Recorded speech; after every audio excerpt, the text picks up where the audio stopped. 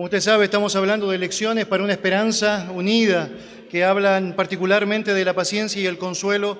Nos habla esencialmente de lo que significa la consejería bíblica, cómo aplicamos aquellas temáticas, aquellas situaciones que sabemos estamos experimentando en muchas ocasiones y que sabemos la palabra del Señor nos da respuesta para poder tratar, para poder evaluar, para poder corregir. Sabemos que hay un buen deseo no solamente de poder pensar en cómo corregimos nuestra vida, sino también en cómo ayudamos a otros en lo que significa la asistencia de la suya. Y la semana pasada, después de haber hablado ya sobre una buena base y introducción a estos asuntos, hemos hablado también del perdón y la culpa. Entramos a hablar sobre lo que es la depresión, una temática muy popular en nuestros días que cada día toma mayor trascendencia y que requiere de nosotros una posición bíblica para saber cómo enfrentarla, cómo tratarla. Cuando hablamos de depresión, hablamos básicamente de una palabra que viene del latín depresio y que apunta básicamente a hundimiento. Esa es la traducción literal. De hecho, cuando pensamos en cuáles son las características generales de esta, diríamos que básicamente se encuentra ya sentimientos de abatimiento, de culpa, en donde el resultado es la pérdida de esperanza y también la cesación de actividad. Pero cuando miramos con detalle qué es esto que según la ciencia médica es el desorden prominente más grande de nuestros días, nos damos cuenta también que la misma ciencia no logra apuntar a cuál es la razón específica o la causa que la origina, que la provoca.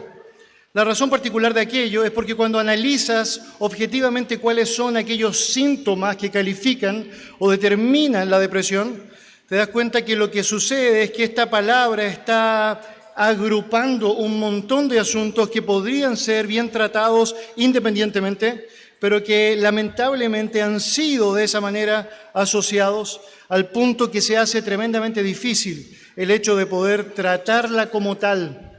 De hecho, tomando el material del DSM-5, que es el Manual de Enfermedades Mentales que se utiliza en la ciencia médica para calificar una enfermedad y también para saber cómo tratarla, básicamente lo que ellos llegaron a la conclusión es que como no hay un examen biológico que puede dar fehacientemente un resultado en relación a lo que se conoce como depresión, se hace un test, se hace básicamente una prueba en donde se evalúa si las personas tienen al menos 2 de las características que aparecen descritas dentro de este listado, 5 de las características descritas en este listado.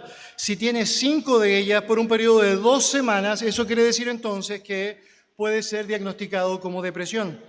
Y tienes allá el listado: estado de ánimo depresivo la mayor parte del día, marcada disminución de interés o placer en todas o casi todas las actividades la mayor parte del día, aumento o pérdida significativa de peso o disminución y aumento del apetito, insomnio, a menudo insomnio de mantenimiento del sueño o hipersomnia, que sería básicamente lo contrario, agitación o retardo psicomotor observado por otros, es decir, otros están viendo que tienes problemas en cuanto a lo que significa tu movilidad o la agitación de tu cuerpo, fatiga o pérdida de energía, sentimiento de inutilidad o de culpa excesiva o inapropiada, capacidad disminuida para pensar o concentrarse o indecisión, pensamientos recurrentes de muerte o suicidio, intento de suicidio o un plan específico para suicidarse.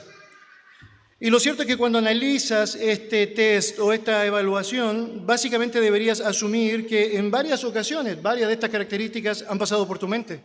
De alguna forma, el hecho de que la amplitud de estas escenas sea tan grande, también nos coloca en una situación en donde sea difícil el hecho de no ser catalogados en momentos de nuestra vida como personas depresivas. De hecho, si la opción tiene que ver básicamente con aumento excesivo de peso o pérdida excesiva de peso, el rango es tan amplio que no es difícil catalogar esta característica dentro de aquellas que son opciones establecidas para calificar si estás o no estás dentro de este ámbito. De hecho, varias de las que aparecen descritas acá tienen esa particularidad. Ahora, otra vez, muy importante señalar esto. Estas características descritas acá hacen que no sea difícil el hecho de que tú puedas estar catalogado dentro de lo que significa una persona depresiva, pero no necesariamente eso significa que no tiene ni esperanza, ni tampoco que el diagnóstico es absolutamente certero. Es porque si miras cada una de estas características, te darás cuenta que cada una puede ser tratada por sí misma y por lo mismo puedes lograr un efecto saludable, razonable, si apuntas específicamente a cuál es la causa o la motivación o la ejecución inicial de cada uno de aquellos asuntos que te llevan precisamente a este sentimiento depresivo. Sabemos que la depresión, según el entendimiento bíblico, no es el problema en sí mismo. Y básicamente decimos esto porque la depresión, que se conoce como tal, es la respuesta a una serie de situaciones específicas que podrías estar experimentando. El origen puede ser una patología médica que podría de alguna manera empujarte a ciertas ideas o sentimientos o sensaciones como lupus, hipotiroidismo, diabetes, etc. También podría ser el uso de fármacos el que podría estimular ciertas sensaciones que te podría hacer sentir esta idea de hundimiento. Pero también sabemos que puede ser un pecado específico que está manifestándose a través de lo que es esta sensación que estás experimentando. De hecho, en la Escritura, los sentimientos asociados a lo que se entendería como depresión son tremendamente descritos. Tienes el semblante decaído, tener ánimo angustiado, dolor del corazón, abatimiento, estar quebrantado, estar cargado del peso de la iniquidad, tener ansiedad o desmayar. Si tan solo miramos este texto que vimos con mayor detalle la semana pasada, allá en Salmo 38, desde los versículos 3 al 17, un extracto allá, nota cómo las palabras del salmista se asociarían directamente a lo que sería un diagnóstico depresivo. Nada hay sano en mi carne a causa de tu ira, no hay paz en mis huesos a causa de mi pecado, estoy encorvado, estoy humillado en gran manera, ando enlutado todo el día. Estoy debilitado y molido en gran manera. Gimo a causa de la conmoción de mi corazón. Mi corazón está congojado, me ha dejado mi vigor y aún la luz de mis ojos me falta ya. Pero estoy a punto de caer y mi dolor está delante de mí continuamente. Entonces tienes allá características que nos hacen notar que esto que ha sido nombrado hace pocos años atrás como depresión son sintomatologías que se pueden ver a lo largo de la historia en el ser humano, pero que deben ser analizadas conforme a su origen, conforme a la raíz que está provocando o estimulando aquello. Lo que vamos a hacer en esta ocasión, en esta mañana, va a ser básicamente considerar un caso crítico de depresión, un caso que se consideraría básicamente como un caso terrible de lo que podríamos ver en nuestros días, catalogado bajo esa definición, bajo esa terminología. Entonces le invito, por favor, a que vaya en su Biblia, a Primero de Reyes, capítulo 18. Vamos a pensar en el gran profeta Elías, un hombre tremendo, un hombre que según la palabra del Señor podía orar y hacer con esto que no lloviese durante 3 años. Un hombre con pasiones semejantes a las nuestras, como enseña el libro de Santiago, pero que también la palabra del Señor nos dice que era justo y que la mano de Dios estaba sobre él. Estamos hablando básicamente de un profeta que es enviado por nuestro Dios a hablar con el rey Acab la primera vez y le dice que no va a llover.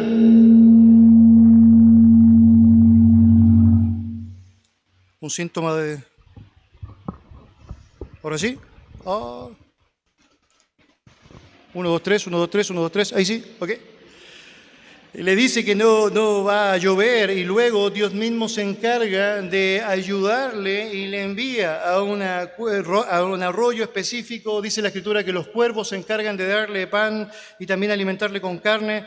Un hombre que tiene la oportunidad de ver cómo resucita el hijo de una viuda, que luego es enviado nuevamente a hablar con Acab, y Acab le dice, eres el perturbador de Israel. Y Elías se para frente a él y le dice, no, tú eres el perturbador, el que está yendo en contra de lo que Dios ha establecido. Acto seguido, se enfrenta a 450 profetas de Baal y la palabra del Señor dice que les hace no solamente frente, sino que establece un altar coloca el animal, moja el altar, hace una zanja alrededor del altar y ora brevemente pidiéndole a Dios que llueva, y la Biblia dice que caiga fuego, y la Biblia dice que cae fuego del cielo. Acto seguido, el propio Elías se encarga de eliminar a estos profetas de Baal. Y de pronto, la historia bíblica nos dice que él escucha, sabe, se entera que la esposa de Acab quiere matarle. Y en vez de levantarse como ya lo había hecho y decir, tú eres el turbador de Israel, tú eres el que está actuando incorrectamente ante Dios, yo tengo la ayuda y la provisión de Dios para avanzar correctamente, se preocupa por salvar su vida. Se preocupa por salvar su vida. Y diría que allí tienes el primer indicio o indicador dentro de lo que significa esta historia, que termina siendo catalogada como un caso crítico de depresión. Permítame leer ese texto que aparece descrito allá en pantalla. Hablamos de 1 Corintios capítulo 10, versículos 6 al 12. La palabra del Señor dice: mas estas cosas sucedieron como ejemplo para nosotros, para que no codiciemos cosas malas como ellos codiciaron, ni seáis idólatras como algunos de ellos, según está escrito, se sentó el pueblo a comer y a beber y se levantó a jugar. Ni forniquemos como algunos de ellos fornicaron y cayeron en un día 23,000. Ni tentemos al Señor, como también algunos de ellos le tentaron y parecieron por el destructor. Y estas cosas les acontecieron como ejemplo y están escritas para amonestarnos a nosotros, a quienes han alcanzado los fines de los siglos. Así que el que piense estar firme, mire que no caiga. La palabra del Señor nos indica que los eventos trazados en el Antiguo Testamento, la revelación bíblica que tú y yo tenemos del Antiguo Pacto, ha sido escrita para nuestra edificación, para que aprendamos lecciones tremendas de lo que está allá sucediendo, para que tengamos el privilegio de ver cómo Dios nos ama tanto, que nos da lecciones gráficas para que podamos, a través de aquellas lecciones, apreciar qué cosa podemos mejorar, qué área de nuestra vida puede ser corregida, qué ejemplo debemos imitar y, por cierto, de qué modelo de vida nos debemos alejar. Entonces tenemos la historia de Elías y tenemos allá, a través de lo que significa el relato bíblico, una persona que está experimentando la compañía, la ayuda, la gracia de Dios de una manera impresionante, pero que en un momento de su vida, en un momento increíble de su vida, saca la mirada de Dios y la pone en sí mismo. Si está allá, 1 de Reyes, capítulo 19, va a ser el lugar donde vamos a comenzar a leer lo que la palabra del Señor nos indica. 1 de Reyes, capítulo 19, versículos 1 al 3, la palabra del Señor dice así: Acab dio a Jezabel la nueva de todo lo que Elías había hecho y de cómo había matado a espada a todos los profetas. Entonces envió Jezabel a Elías un mensajero diciendo: así me hagan los dioses y aún me añadan, si mañana a estas horas yo no he puesto tu persona como la de uno de ellos. Viendo pues el peligro, se levantó y se fue para salvar su vida, y vino a Berseba, que está en Judá, y dejó allí a su criado. Lo que tienes allá es una evidencia clara de lo que significa ese espiral descendente que de pronto tú y yo empezamos a ejercitar. Lo que ves en primer lugar en esta historia, en este relato, después de todo lo que tenemos como antecedentes en la vida de Elías, es que hay un temor hacia los hombres que es mucho más grande que su confianza en las promesas de Dios. Tenemos un hombre que ha experimentado hasta esta etapa de su vida cómo Dios ha reflejado su grandeza, cómo Dios ha estado con él en cada situación. Él ha considerado cómo Dios, frente a escenas que son tremendamente impresionantes, reflejó para él su gracia y su misericordia.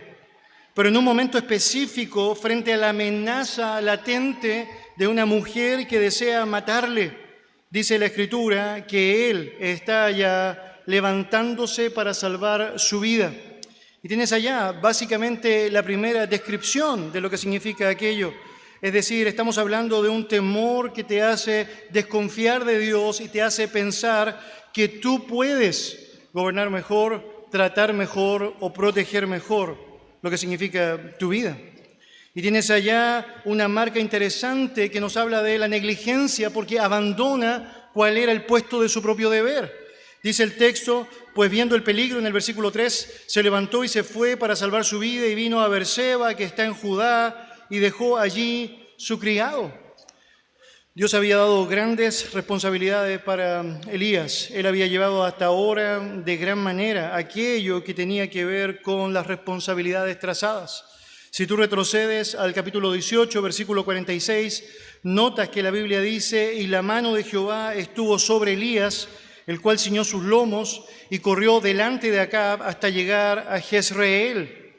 Estamos hablando básicamente de la mano de Dios sobre él, lomos ceñidos que nos hablan de fortaleza específica dada por Dios con una misión clara de ir específicamente hasta Jezreel. Pero lo cierto es que comete notable abandono de deberes y se desvía de cuál era su específica responsabilidad y huyó. No para la gloria de Dios, no para ayudar a la gente, no para que el nombre de su Dios sea engrandecido, como había sucedido cuando había vencido a los 400 profetas de Baal, sino que ahora, básicamente para salvar su vida, para salvar su vida.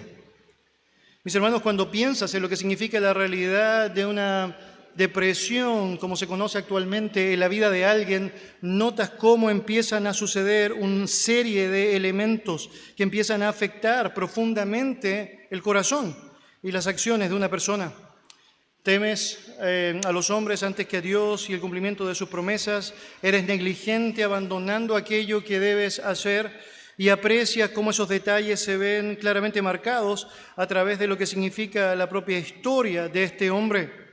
En ese ejercicio de dejar de cumplir su deber, por cierto, se aparta a un lugar en donde no hay nada aparente que pueda hacer, empieza a desequilibrar lo que significa la real necesidad de descanso en su vida. Hay obviamente grandes emociones que han estado dando vueltas. Usted podría imaginar lo que significa haber pasado por toda la presión ya de enfrentar al rey 2 veces, de tener que ya esconderse una vez, pero dirigido por Dios, de tener que enfrentar a 450 profetas de un ídolo pagano y luego estar allá dando muerte a cada uno de esos 450 hombres. ¿Podrías imaginar el peso emocional que todo eso significa? Por más comprometido que puedes estar con la causa de Dios. Pero en vez de seguir acudiendo a Dios y confiando en Él, Él decide apartarse del cumplimiento de su deber. Mis hermanos, Elías estaba dentro de los propósitos de Dios, por cierto, había escapado del control de Dios, claramente que no, Dios había dejado de ser soberano, por cierto que no, todas las cosas que ayudan a bien aplicaban a su vida, por cierto que sí, era algo más grande de lo que podía sobrellevar, por supuesto que no. El gran asunto no tenía que ver con eso, sino más bien tenía que ver con su disposición a estar haciendo, a estar llevando adelante aquello que Dios ya le había enseñado. Fíjate cómo se olvida de buscar la dirección de Dios. Acompáñame en el capítulo 19, al versículo 9. Dice la palabra del Señor, y allí se metió en una cueva donde pasó la noche, y vino a él palabra de Jehová, el cual le dijo, ¿qué haces aquí, Elías? Y respondiendo, él respondió, he sentido un vivo celo por Jehová, Dios de los ejércitos, porque los hijos de Israel han dejado tu pacto, han derribado tus altares, han matado a espada a tus profetas, y solo yo he quedado y me buscan para quitarme la vida. Él le dijo, sal fuera y ponte en el monte delante de Jehová. Y aquí que Jehová pasaba y un grande y poderoso viento que rompía los montes y quebraba las peñas delante de Jehová, pero Jehová no estaba en el viento. Y tras el viento un terremoto, pero Jehová no estaba en el terremoto. Y tras el terremoto un fuego, pero Jehová no estaba en el fuego. Y tras el fuego un silbo apacible y delicado. Y cuando lo oyó Elías, cubrió su rostro con su manto y salió y se puso a la puerta de la cueva. Y aquí a él vino una voz diciendo, ¿qué haces aquí, Elías? Ahora nota lo que está sucediendo allá. Hay un contraste bien llamativo con lo que es la historia en los capítulos precedentes. Vemos a Elías en contacto permanente con su Dios. Pero en este momento vemos que Elías se ha desconectado de la ayuda necesaria que Dios puede proveerle. Y lo que sucede entonces es que en la práctica Dios está convocándole. ¿Qué estás haciendo acá, Elías? ¿Por qué estás acá? Suena muy similar a lo que sucedió con Adán. ¿Recuerdas la historia? Adán y Eva pecando y luego piensan que se pueden esconder de la presencia de Dios y Dios necesita preguntarles otra vez, ¿dónde estás? ¿Dónde estás? Para hacerles notar no solamente lo absurdo del abandono de deberes, sino también lo absurdo de pensar que te puedes esconder de la presencia de Dios. La Biblia dice que cuando necesitaba ayuda para consolar el corazón de la viuda, Dios le asistió para que precisamente el hijo de esta viuda pudiese resucitar. Él podía haber hablado con Dios y lo que hubiese sucedido probablemente era recibir sin duda alguna de lo que era la gracia y la misericordia de Él. Ya Dios le había dicho en el pasado que fuera al arroyo en un lugar específico y ya le había dotado a través de cuervos que se encargaran de darle carne y de pan. Por lo tanto, Dios podría haber hecho lo mismo, por supuesto, pero no lo busca. Y cuando estás entrando en este espiral descendente en la vida, tú notarás que esto será una marca indudable.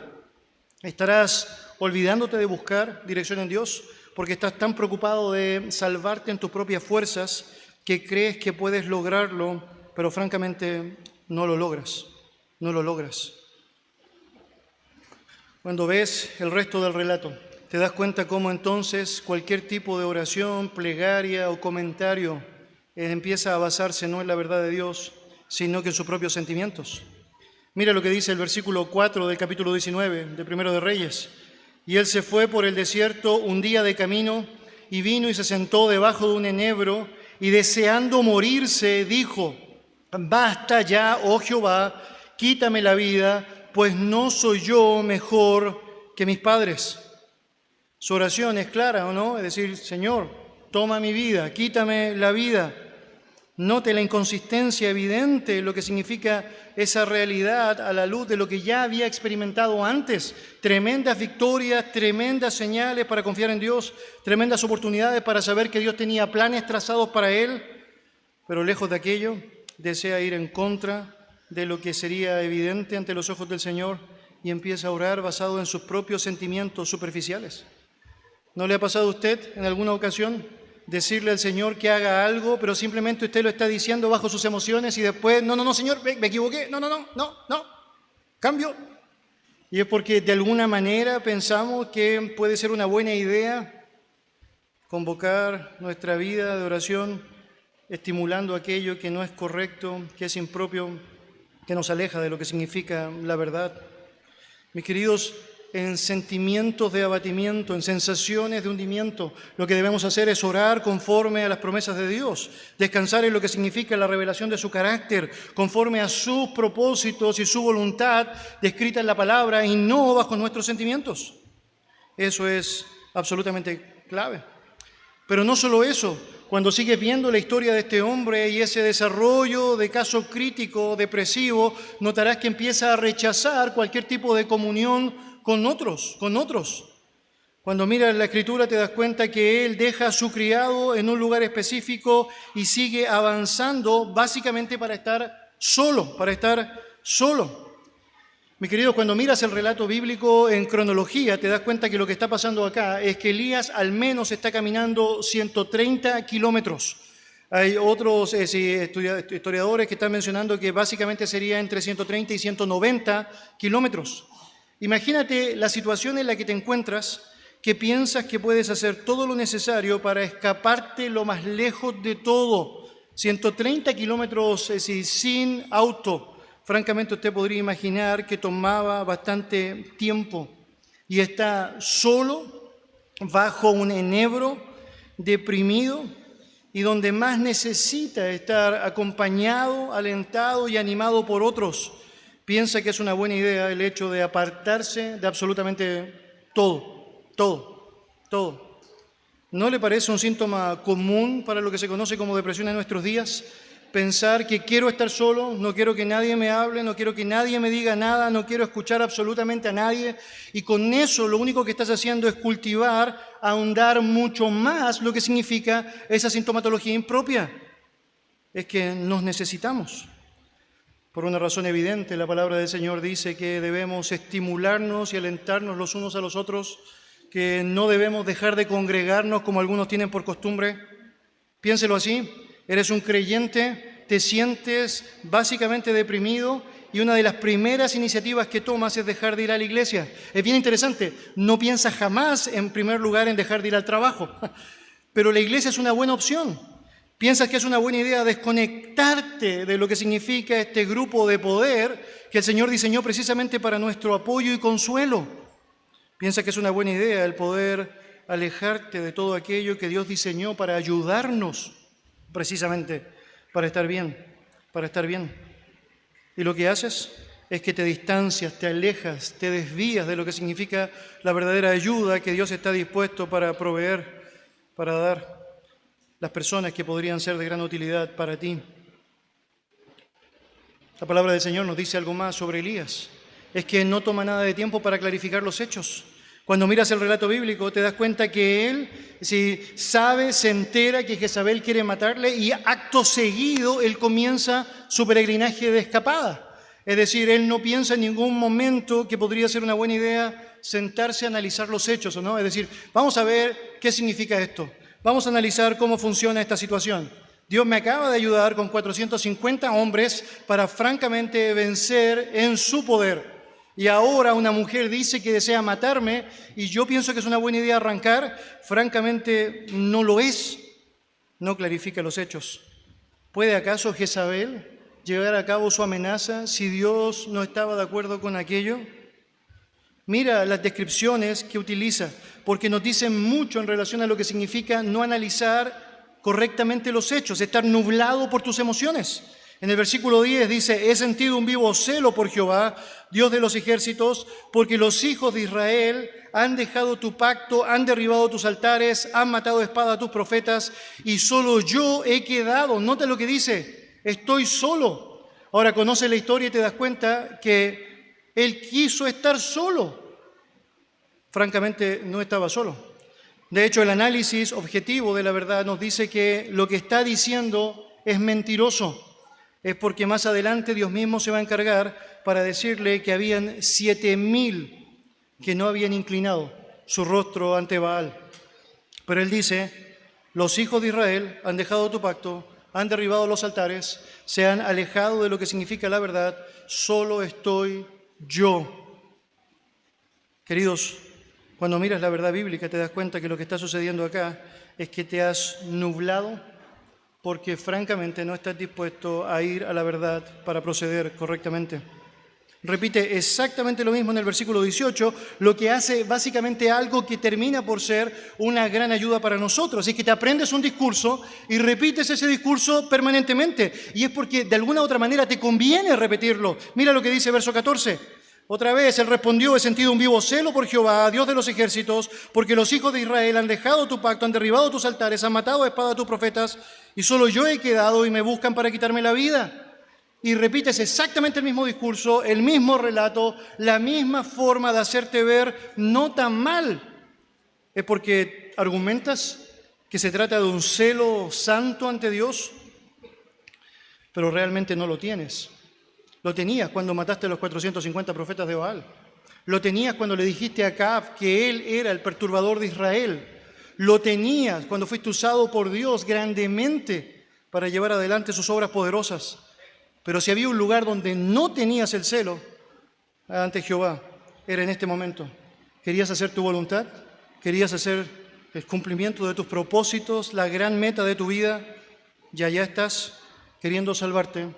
Y lo único que estás haciendo es hundiéndote más y más, más y más, más y más. Fíjate cómo el relato nos muestra que también se encarga de centrar sus pensamientos y acciones alrededor de sí mismo, de sí mismo. Huye por su vida, argumenta que queda solo y le pide a Dios que le quite la vida. Y allá otra vez, pensando que dentro de lo que significa su propia realidad, esa es la mejor alternativa, cuando francamente no la es. No se trata de él, el mundo no gira alrededor de él, no se trata de que no hay esperanza, no se trata de que su vida está perdida, francamente se trata de dejar de pensar en sí mismo y empezar a pensar correctamente en Dios. Mis hermanos, estos elementos que aparecen descritos acá, por cierto, que no son los únicos pasos que te van a llevar a lo que se conoce como depresión. Pero definitivamente estos pasos sí te van a llevar a la depresión. Definitivamente estos asuntos sí van a afectar lo que significa tu estado de ánimo o tu sentido de hundimiento o abatimiento. Por lo tanto, necesitas pensar en la manera en cómo resolver frente a cada una de estas acciones o situaciones, cambiar. Y el relato nos da una gran ayuda porque nos muestra cómo el Dios soberano, el Rey de Reyes y el Señor de Señores trata una escena como esta y nos enseña con ello maneras impresionantes de cómo tú y yo, de una forma muy práctica, podríamos colaborar en escenas como esta que se podrían apreciar. A diferencia de un consejero humano que necesita ir profundamente a encontrar el consejo en el corazón del hombre, la palabra del Señor nos dice que Dios es omnisciente, por lo tanto Él ya sabe lo que está pasando. Él tiene toda la escena tremendamente clara y lo que hará entonces será actuar en consecuencia frente a lo que es la realidad de este hombre. Mira lo que dice versículo 5 de Primero de Reyes, capítulo 19. Dice, y echándose debajo del enedro, se quedó dormido y he aquí, luego un ángel le tocó y le dijo, levántate, come. Lo que la palabra del Señor nos indica al respecto es que Dios mismo se encarga a través de un ángel de conceder a su siervo descanso físico. Yo no sé si a usted le pasa, pero hay ciertas expresiones que se generan a partir de lo que significa el cansancio. Es decir, yo, por ejemplo, cuando duermo poco, me pongo más emocional. Entonces, simplemente yo puedo ver a mis hijos jugando en el patio y digo, ya estoy jugando. ¿No? Es que no los quiero perder. Y de pronto en la casa se dan cuenta, ¿o no? Es decir, que falta sueño, ¿no? Es decir, bueno, está muy llorón, es decir, hay que ir a acostarse, ¿no? Bueno, debería decir, esto no suena espiritual ante nuestros ojos, pero francamente es parte de la sabiduría divina. Tiene sentido absoluto el pensar que una persona que tiene tal desgaste emocional y físico como el que Elías tiene, lo que realmente necesita es dormir. Miren, no solo agregue a esto todo lo que él ha hecho en el contexto anterior, sino que sobrecargue su situación con 130 kilómetros de caminata para llegar acá. Es obvio que está agotado, es obvio que no puede razonar correctamente, es obvio que no puedes tener una sesión de 3 horas de consejería bíblica, tienes que dormir. Y dice la Escritura que Dios se encarga de mandar un ángel para que el ángel le hable, para que el ángel se encargue de darle comida, alimento, que es algo que francamente necesita, y luego se encarga de animarle a dormir. Mire lo que dice el versículo 6. Entonces él miró, y he aquí a su cabecera una torta cocida sobre las ascuas y una vasija de agua, y comió y bebió y volvió a dormirse. Hermanos, necesitamos ir a lo básico, a lo esencial. Necesitamos pensar en cómo hay cosas tan prácticas que podemos hacer para poder ayudar a otros. Y tiene mucho sentido el hecho de pensar cómo incluso Dios, hablando de nuestros enemigos, tenemos que estar atentos si necesitan agua, porque si necesitan agua debemos darles de beber. Si tienen hambre o necesidad alimenticia debemos darles de comer. Hermanos, son cosas tremendamente espirituales cuando tienen que ver con el beneficio de otro, cuando tiene que ver con hacer lo correcto. Y tienes a Dios usando su poder, ejecutado a través de ángeles específicos que están allá obrando en favor de los suyos. Y tienes grandes historias de cómo Dios se ha encargado de hacerlo. La historia de Daniel, la historia de Pedro, la historia de Pablo, evidentemente la historia de Lot con estos 2 ángeles, obvio. Y hay una sabrosa torta caliente. No solo tienes allá aquello, sino que también una buena dieta alimenticia para que él pueda comer y pueda disfrutar de lo que significa la llenura física y también el descanso físico que necesita llevar. Hermanos, ¿la falta de alimento físico puede producir depresión? Y la respuesta es sí. Una dieta no apropiada puede ser un factor contribuyente en estos asuntos que te empujan a sentir abatimiento. Piensa ya en la hipoglicemia, piensa en problemas asociados a las tiroides, piensa específicamente en lo que tiene que ver con la diabetes. Es tremendamente necesario pensar en cómo Dios se encarga de ayudarnos, que en aquello que Él diseñó, el alimento, también hay sabiduría de parte de Él. Y Dios concede a su siervo pruebas evidentes de su amor, le da sueño, le manda un ángel, le provee el alimento, nota, no cualquier alimento, un alimento elaborado. Y es porque, hermanos, Dios no nos trata conforme a la multitud de nuestras iniquidades. Él siempre nos trata conforme a sus misericordias. Es porque si aún nosotros fuéramos infieles, Él permanece fiel y nos enseña a través de su verdad las maneras correctas en cómo poder avanzar y obviamente superar situaciones específicas que pueden estar afectándonos grandemente. Nota cómo Dios se encarga de conceder a este siervo una conciencia de su poder. Mira lo que dice allá, versículo 11. Él le dijo: sal fuera y ponte en el monte delante de Jehová. Y aquí Jehová que pasaba, y un grande y poderoso viento que rompía los montes y quebraba las peñas delante de Jehová, pero Jehová no estaba en el viento. Y tras el viento un terremoto, pero Jehová no estaba en el terremoto. Y tras el terremoto un fuego, pero Jehová no estaba en el fuego. Nota lo que está pasando. Dios está controlando su creación con una razón específica: mostrarle a Elías que Él tiene poder. Mostrarle a Elías que Él es lo suficientemente grande para que Él pueda acudir a Él, sea cual sea su situación. Y nota, Dios está controlando el poderoso viento que puede romper montes. Y piensa ya, Elías acaba de comer, acaba de dormir, está ya un poco más restablecido físicamente y de pronto empiezas a ver escenas. ¡Fua! ¿No? Tremendas escenas del poder de Dios. Básicamente, para mostrar que el brazo de Jehová no es corto, que es lo suficientemente amplio para poder hacer lo que determina y aún sostener la vida de los suyos. Y obvio, le ofrece esperanza, le ofrece tremenda esperanza. Le hace recordar a Elías lo que Elías ya sabía. Y mis hermanos, nos suele pasar eso, ¿no? Sabemos que Dios es grande, pero a veces necesitamos otra vez que se nos vuelva a mostrar, que se nos vuelva a hacer evidente. Y se encarga entonces de perfeccionarle, afirmarle, fortalecerle y establecerle, como la promesa que Dios ha dado a los creyentes allá, como la petición que el apóstol Pedro hace al finalizar su primera epístola. Es tiempo de cambiar, es tiempo de mejorar, es tiempo de actuar conforme a lo que debe ser correcto. Dios le da una visión clara de su presencia. Mira lo que enseña la palabra del Señor allá en el versículo 12. Dice: y tras el terremoto un fuego, pero Jehová no estaba en el fuego, y tras el fuego un silbo apacible y delicado. Dios se encarga de mostrarle cómo Él no solamente es tremendamente poderoso para gobernar las escenas físicas más imponentes, sino que también tiene la capacidad para expresarse de una manera sutil y delicada. Mis hermanos, eso es francamente precioso. Es como el susurro en el oído que necesitamos escuchar en momentos específicos. Y ahí está nuestro Dios obrando en la vida de Él como un buen pastor que está atendiendo, que está permitiendo que sus ovejas no perezcan jamás y que puedan sentirse seguros alrededor de su mano. No existe, mis hermanos, un lugar en donde podamos escondernos de la presencia de Dios. No trates de esconderte ni a 130 kilómetros caminando, ni en la cueva más escondida que puedas encontrar, ni en el monte más alto, ni en la superficie más baja. Tampoco pienses que es una buena idea pensar que te puedes encerrar de Jehová en la habitación oscura, con las cortinas cerradas, con la luz apagada, con la puerta cerrada con llave. La presencia de Dios está ahí y francamente es lo que necesitas.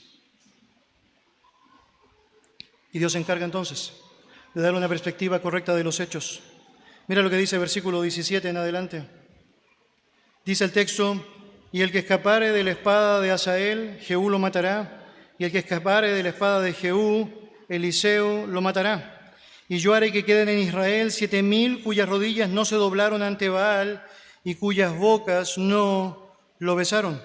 Nota cómo Dios lo pone en la perspectiva correcta. Después de hacerlo dormir, después de alimentarlo, después de darle una imagen clara de su poder, después de mostrarle la ternura de la delicadeza existente en él, le dice ahora, bueno, francamente, ahora está preparado para escuchar la verdad. Y la verdad dice: no eres el único, hay 7,000 que no han doblado rodillas ante Baal y tienes allá la oportunidad de poder confiar en mí.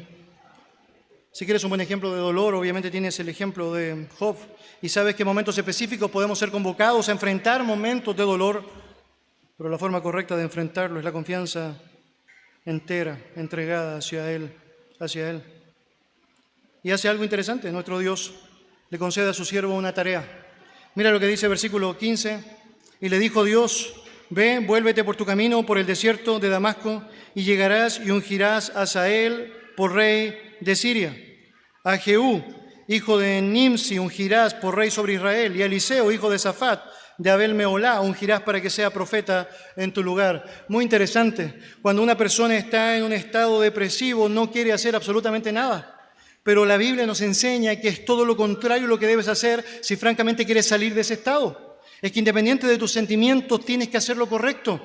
¿Recuerdas Caín con el semblante decaído? Está a punto de matar a su hermano y Dios se le aparece y le dice, hey Caín, si bien hicieres, no serás enaltecido. Si realmente te pones a hacer lo correcto, no la inacción, la acción correcta, tendrás esperanza.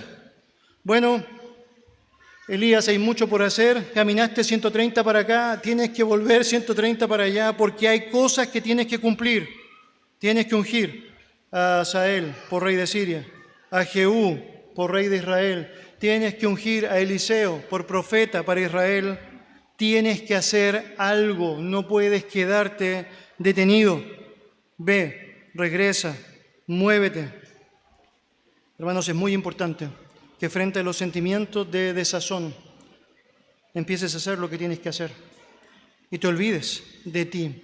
Alejes la mirada de lo que significa tu propia incapacidad, tu propia debilidad y empieces a confiar en los propósitos de Dios para dar cumplimiento activo a lo que significa la realidad correcta, hacer lo que debes hacer. Permíteme terminar de esta manera. No alcanzo a terminar de esta manera. Espero no se deprima, vuelvo el próximo domingo. Se nos fue el tiempo. Tendremos la posibilidad de concluir específicamente aquello que el Señor nos permite aprender a través de su palabra, pero que nos ayude a poder notar cómo de pronto el peligro de este corazón engañoso nos hace pensar que no tenemos esperanza cuando francamente usted y yo disponemos del Dios de esperanza. Vamos a orar. Señor y Dios, gracias por tu bendita palabra, por la oportunidad de meditar en ella, por ser fortalecidos en el hombre interior, por el poder de tu palabra y por tener el gran privilegio, Señor, de sabernos amados por usted, cuidados por usted, protegidos por usted. Guíenos, Señor, un buen tiempo en lo que significa ahora este break, estos minutos que tenemos para compartir, para disfrutar también de la provisión que nos das. Y también, Señor, lo que será en unos minutos más el servicio de adoración, en donde queremos, por sobre todo, que tú seas reverenciado, que tú seas adorado. Bendito sea tu nombre. Oramos agradecidos. Amén.